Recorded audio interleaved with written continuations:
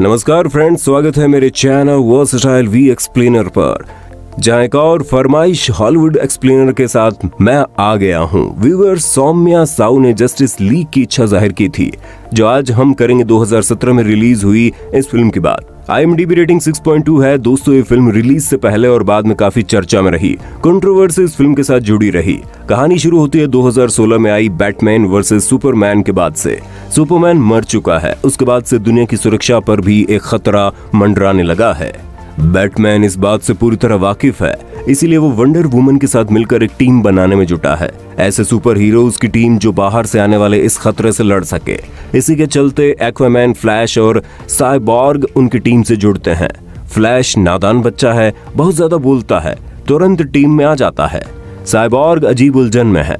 Super hero की feeling और शरीर में आ रहे डिजिटल बदलावों के बीच संतुलन मुश्किल से बना रहा है, इसलिए सुपर हीरो टीम में शामिल होने में हिचकिचाहट है।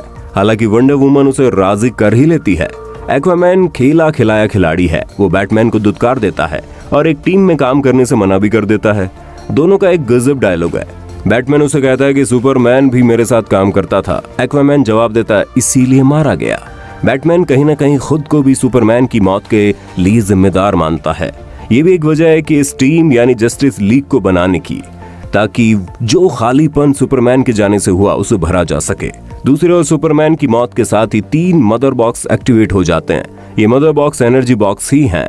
साइबॉर्ग की एक हादसे में डेथ के बाद उसके साइंटिस्ट पिता ने उसे लैब में ही इन्हीं में से एक बॉक्स से फिर से जिंदा किया है। ये 3 बॉक्स दुनिया के अलग अलग कोनों में हैं। पहला है वंडर वुमन की दुनिया अमेज़न में, दूसरा है एक्वामैन की दुनिया एटलांटिस में, जो धरती से नीचे पानी में बसी एक दुनिया है, तीसरा है पृथ्वी पर। हजारों साल पहले तीनों को अलग अलग किया गया था, पर अब विलेन स्टेपनवॉल्फ इन तीनों बॉक्सेस को एक साथ मिलाकर सबसे ताकतवर बनना चाहता है। वो अमेज़न और एक्वामैन से बॉक्स छीन लेना चाहता है। अमेज़न की ओर से डायना यानी वंडर वुमन को इस अनहोनी की सूचना दी जाती है। वो बैटमैन से संपर्क करती है। सही वक्त पर एक्वामैन भी ईगो छोड़ इनकी टीम से जुड़ जाता है।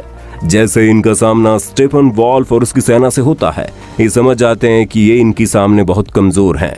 स्टेपनवॉल्फ तीसरे बॉक्स के लिए साइबॉर्ग के पिता का अपहरण करता है। उसे छुड़ाने में ही इन सब का मुकाबला होता है। इसके बाद तय होता है क्यों ना सुपरमैन को जिंदा किया जाए। तीसरे बॉक्स की एनर्जी से जब साइबॉर्ग जिंदा हो जाता है तो सुपरमैन क्यों नहीं। रिस्क भी है, फिर भी धरती को बचाने का कोई और जरिया नहीं।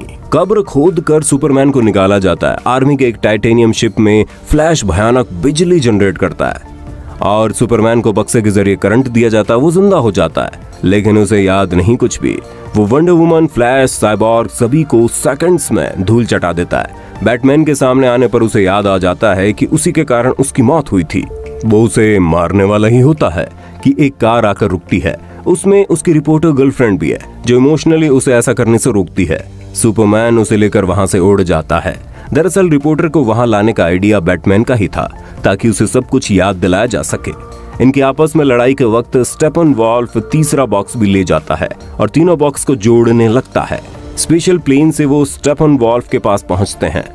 वहां आसपास रहने वाले लोगों को भी बचाना है। सब काम बांटते हैं। साइबॉर्ग बॉक्स को अलग करने के काम में जुटता है, लेकिन स्टेपनवॉल्फ के हमले उसे कारगर साबित नहीं होने दे रहे। तभी वहां सुपरमैन आ जाता और स्टेपनवॉल्फ की ओर उसकी मच्छर से दिखने वाली सैनिकों की धुलाई शुरू हो जाती है। साइबॉर्ग तीनों बॉक्स को सुपरमैन की मदद से अलग कर देता है। स्टेपनवॉल्फ जैसे डरने लगता है। उसकी सेना उसी पर टूट पड़ती है, क्योंकि वो सब भय के शिकारी हैं। अंत में सुपरमैन की मां का घर दिखाते हैं, जिस पर बैंक ने किश्त न भरने के कारण कब्जा कर लिया था। सुपरमैन पूछता है, बैंक से वापस लेना मुश्किल भरा रहा होगा। बैटमैन कहता है कि हाँ, मुश्किल था, इसीलिए मैंने वो बैंक ही खरीद लिया।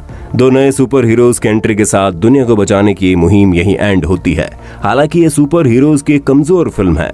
फिल्म इतनी मुस्तैदी से दर्शकों को बांध नहीं पाती। जैक स्नाइडर को फिल्म के डायरेक्शन का क्रेडिट मिला है। हालांकि निर्माण के दौरान ही बेटी की डेथ के कारण वो फिल्म से अलग हो गए थे। फैंस का भयानक दबाव था कि स्नाइडर का ओरिजिनल वर्जन ही रिलीज किया जाए, जिस पर वार्नर्स ब्रदर ने जैक स्नाइडर्स जस्टिस लीग नाम से HBO मैक्स पर 2021 में अनएडिटेड वर्जन भी रिलीज किया, जो 2017 की रिलीज से काफी इन डेप्थ था।